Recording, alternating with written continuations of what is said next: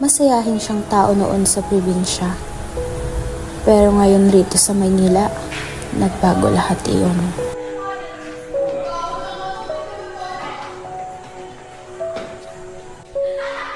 May pagkakataon nga napaisip siya kung tama ba ang naging desisyon niya.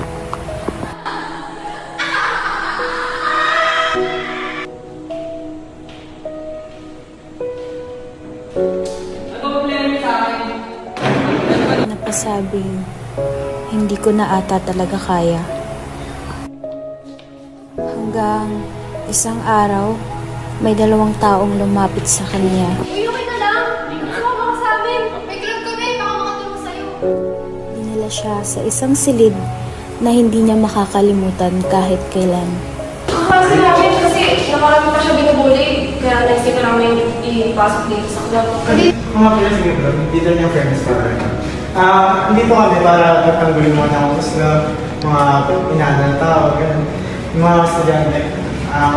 Gusto mo ba sumali ng club namin? Ay, welcome po. Hindi po. Kung bago lipat pala, ako kasi hindi binubuli yung mami. Kasi pag Marami siyang natutunan sa silid na iyon. so, ang kailangan natin gawin ay magsama-sama at para Kaya ngayon, masaya siyang kasama ang fairness for all. Kung nararamdaman mo rin ang pagiging iba, tara, sama ka na. Join Fairness for All Club!